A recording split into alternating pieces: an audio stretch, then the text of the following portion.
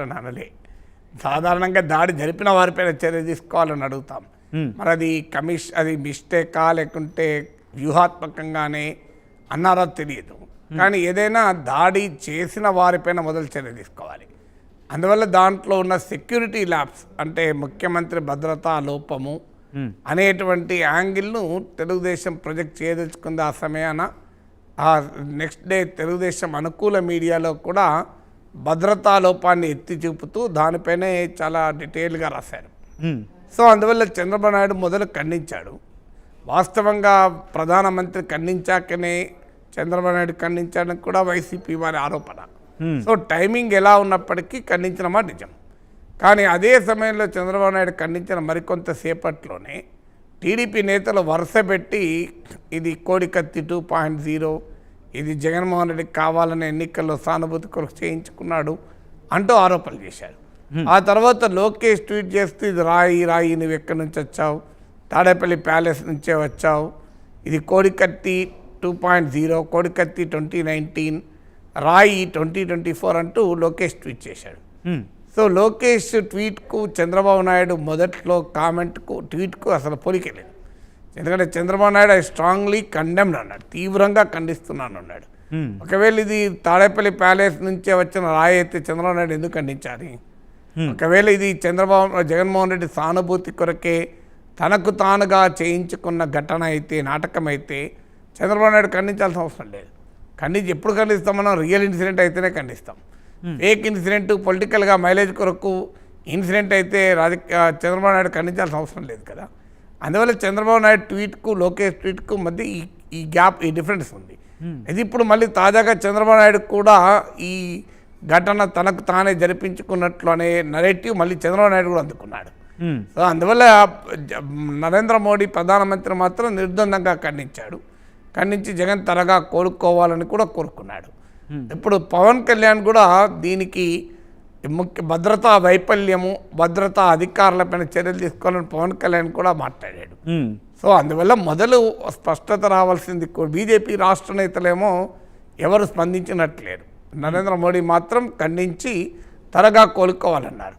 So అందువల్ల మొదట్లో ఈ కూటమిలో మీరు అన్నట్లు ఆ క్లారిటీ అయితే లేదు. ఇది నిజంగా జరిగిన ఘటన అని వాళ్ళు భావిస్తున్నారా, లేదు భద్రతా వైఫల్యం వల్ల జరిగిన ఘటన అని భావిస్తున్నారా, లేదా తనకు తాను చేయించుకున్నాడని వారు చేస్తున్న ఆరోపణ వాళ్ళే నమ్ముతున్నారా?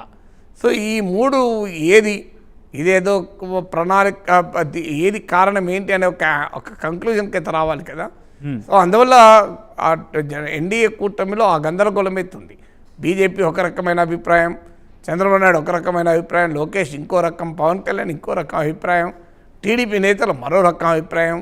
ఇన్ని రకాల అభిప్రాయాలు ఉండడం ఆశ్చర్యం కలిగిస్తుంది కదా. పవన్ కళ్యాణ్ గురించి మీరు మాట్లాడుతున్నప్పుడు నాకు ఒక అంశం గుర్తొచ్చింది. ఎందుకంటే ఆయన ఓ చోట ప్రసంగిస్తున్నప్పుడు తనకు తానే కొట్టుకుని ఉండొచ్చు, ఆ టైంలో చీకటి ఉంది, ఇవన్నీ కూడా ఈ అంశాన్ని ప్రస్తావించారు. అంటే దాడిని ఇంకా కంక్లూషన్ కూడా రాలేదు, ఇన్వెస్టిగేషన్ జరుగుతుంది అంటున్నారు. సో దీన్ని అడ్వాంటేజ్ తీసుకునే ప్రయత్నం జరుగుతుందా? అంటే ఇన్వెస్టిగేషన్ రాకముందు వైసీపీ కూడా ఇది చంద్రబాబు నాయుడు లోకేష్లు కలిసి చేసిన పని అంటున్నారు. అవును. అధికార పార్టీ కూడా ఇన్వెస్టిగేషన్ చేయకుండా ఎలా కంక్లూషన్కి వస్తారు? చంద్రబాబు నాయుడు లోకేష్లు చేసిన పనే అని వైసీపీ కంక్లూషన్కి రావడం కూడా కరెక్ట్ కాదు. సో వైసీపీ నేతలు ఘటన జరిగిన వెంటనే ఇది చంద్రబాబు నాయుడు లోకేష్లు చేయించిన పనే అంటూ మొదలుపెట్టారు. గతంలో వివేకానంద రెడ్డి హత్య అప్పుడు కూడా ఇదే రకంగా జగన్మోహన్ రెడ్డి ఆరోపించారు. కానీ ఇవాళ 5 ఏళ్ల తర్వాత చంద్రబాబు నాయుడు మీద కేసు లేదు, లోకేష్ పైన కేసు లేదు. సో అందువల్ల తొందరపడి కంక్లూజన్కి ఎవరికి రాకూడదు. అది ఇక దీన్ని కావాలని తనపైన తానే చేయించుకున్న ఘటన అని టీడీపీ వారు ఆరోపించడం అర్థం లేని అంశం. ఎందుకంటే ఘటన జరిగిన తీరు, ఆ రాయి తగిలిన తీరు చూస్తేనైతే ఎవరు కూడా సెన్సిటివ్ పార్ట్ కంటి మీద దెబ్బ తాకేలా కొట్టించుకోరు కదా. ఎందుకంటే ఆ రిస్క్ తీసుకోరు. ఎందుకంటే సెన్సిటివ్ పార్ట్ తగిలేలా రిస్క్ ఎవరు తీసుకోరు. ఇక భద్రతాపరమైన వైఫల్యం అంటారా, సాధారణంగా ఎన్నికల సమయంలో విఐపీల సెక్యూరిటీ కాస్త డైల్యూట్ అవుతుంది. ఎందుకంటే వాళ్ళు జనంతో కలవాలనుకుంటారు, జనం వాళ్ళతో కలవాలనుకుంటారు. అందువల్ల పబ్లిక్ క్యాంపెయిన్లో ఎప్పుడు కూడా ఈ సెక్యూరిటీ ల్యాప్సెస్ ఉండే స్కోప్ ఉంటుంది. బట్ ఏదన్నా సెక్యూరిటీ ల్యాప్సెస్ ఉన్నాయి అని ప్రతిపక్షం భావిస్తే దాని మీద విచారణ అడగవచ్చు. కానీ అది ఘటనే రియల్ ఘటన కానప్పుడు సెక్యూరిటీ ల్యాబ్స్ ఎక్కడికి వెళ్ళి వస్తుంది. సో అందువల్ల టీడీపీ జనసేన మొదలు క్లారిటీ తేల్చాల్సింది ఏంటంటే వాళ్ళు దాన్ని ఏమనుకుంటున్నారు. ఈ ఘటన జగన్ తనంతట తానే చేయించుకున్నాడని అనుకున్నప్పుడు సెక్యూరిటీ ల్యాబ్స్ ఎక్కడికి వెళ్ళి వస్తుంది. సెక్యూరిటీ ల్యాబ్స్ ఉన్నప్పుడు ఈ ఘటన నిజమని ఒప్పుకున్నట్టే కదా, ఘటన నిజమైతేనే కదా సెక్యూరిటీ ల్యాబ్స్ ఉండేది. సో అందువల్ల 2 రకాల స్టేట్మెంట్లు టీడీపీ జనసేన వాళ్ళు ఇస్తున్నారు. సో అది కరెక్ట్ కాదు. ఏదున్నా దీనిపైన విచారణ జరపాలి, ఎవరైతే వారిని శిక్షించాలి. ఇలాంటి ఘటన జరిగినప్పుడు నిర్ద్వందంగా ఖండించి వదిలేయాలి. అంతే తప్ప దీన్ని ఇది ఘటన జరిగి ఉంటుందా లేదా అనే స్పెక్యులేషన్లు చేయడం అనేది కరెక్ట్ కాదు. ఎందుకంటే జరిగిన తీరు చూస్తే క్లియర్గా అది ఎవడో ఆగంతకుడు జరిపిన అటాక్. ఇప్పటికిప్పుడు నేను పలానా పార్టీ వాళ్ళే చేశారని నేను ఆరోపణ చేయను. అది రాజకీయ ప్రత్యర్థులు చేసుకుంటారు తప్ప నాలాంటి విశ్లేషకుడు ఆ రకమైన కంక్లూజన్కు రాడు. సో కంక్లూజన్గా చూస్తే ఖచ్చితంగా ఒక ఆగంతకుడు ఎవడో జరిపి ఉండాలి. ఇది కావాలని చేయించుకున్న ఘటన లాగానైతే ఎక్కడా కనిపించడం లేదు. ఎందుకంటే ఆ స్థాయిలో దాడి జరగదు, అది చాలా ప్రమాదకరమైన దాడి. అయితే అలాంటి దాడిని కావాలని చేయించుకునే అవకాశం లేదు. ఆగంతకుడు ఎవరైనా ఎందుకు చేసి ఉంటారు అంటే ఆంధ్రప్రదేశ్లో రాజకీయాలంతా పోలరైజ్ అయ్యాయి, రాజకీయ క్షేత్రంలో విద్వేషాన్ని రగిలిస్తున్నారు, కక్షను పెంచుతున్నారు అభిమానుల్లో. అందువల్ల ఎప్పుడైతే నాయకులు ఆ రకమైన విద్వేషాన్ని, కక్షను, కసిని, కోపాన్ని తమ రాజకీయ ప్రత్యర్థుల పైన ప్రదర్శిస్తారు, ఆ ప్రభావంతో ఆ ఉద్వేగంతో ఎవడో ఏదో ఒకటి చేసే ప్రమాదం ఎప్పుడు ఉంటుంది. అందువల్ల దాన్ని నివారించుకునే ప్రయత్నం చేయాలి. అది చేయకుండా మీరు ఇలాంటి ఘటనలు ఆపలేరు. ఎందుకంటే హింస పైన ఎవరికీ గుత్తాధిపత్యం ఉండదు. Nobody has a monopoly or force. బలప్రయోగము, హింస, వాయిలెన్స్ పైన ఎవరికీ గుత్తాధిపత్యం ఉండదు. అందువల్ల ఎప్పుడు కూడా మనం రాజకీయాల్లో హింసను పెంచి పోషించేలా సమాజంలో విద్వేషాన్ని రగిలించకూడదు, ఆ జాగ్రత్త పడాలి. ఇప్పుడు కోడికత్తి 2 అంటూ సోషల్ మీడియాలో ఇదొక సంచలనంగా మారిందనే చెప్పుకోవాలి. అంటే ఓట్ల కోసం ఇదొక కొత్త ఎత్తుగడ అనే మాట వినిపిస్తోంది. దీన్ని అలాగే చూడాలా? అంటే ఇప్పటివరకు ఏ విచారణ జరగకుండా ఎలా కంక్లూజన్కి వస్తాం? విచారణ జరగకుండా ఎవరు దోషులు తేలకుండా పొలిటికల్ స్టేట్మెంట్లు ఇవ్వడం ఎప్పుడూ కరెక్ట్ కాదు. సో అందువల్ల దేన్నైనా విచారణ జరపాలి తప్ప కంక్లూజన్కు మనము స్ట్రైట్ అవే రావడం అనేది అది కరెక్ట్ కాదు. అందులో ఈ స్థాయిలో దాడి జరిగిన తర్వాత అది నటన అని అనలేం. ఎందుకంటే అది ఒకవేళ కాస్తంత పొరపాటున తగిలింటే చాలా ప్రమాదకరంగా మారేది కదా. సో అందువల్ల ఎవరు కూడా గురిపెట్టి దూరం నుంచి కరెక్ట్గా కన్నుకు తగలకుండా కన్ను పైభాగానే తగిలి చిన్న గాయం చేసి వెళ్ళిపోయేలా కొట్టలేదు కదా. అందువల్ల అలాంటి దెబ్బంటూ కొడితే అది ఏమైనా జరగచ్చు కదా.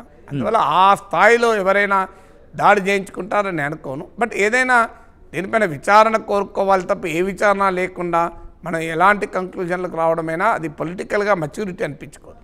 నాగేశ్వర్ గారు, జగన్ రెడ్డి గారి మీద గులకరాయితో పాశవికంగా దాడి చేసిన దుండగుడి చర్యను నేను తీవ్రంగా ఖండిస్తున్నాను. ఆంధ్రప్రదేశ్లో 2024 జూన్లో ఏర్పడబోయే జనసేన, టీడీపీ, బీజేపీ కూటమి గెలిచాక జగన్ రెడ్డి మీద దాడి చేసిన దుర్మార్గుణ్ణి తప్పకుండా బంధించి గంతో కాల్చి ఉరితీసి కాళ్ళు విరగొట్టి బాగా తన్ని 75 సంవత్సరాలు జీవిత ఖైదు విధించడం మా కర్తవ్యం. స్టేట్మెంట్లు కదా, ఉరితీసిన తర్వాత 75 జైలు శిక్ష ఏంటి?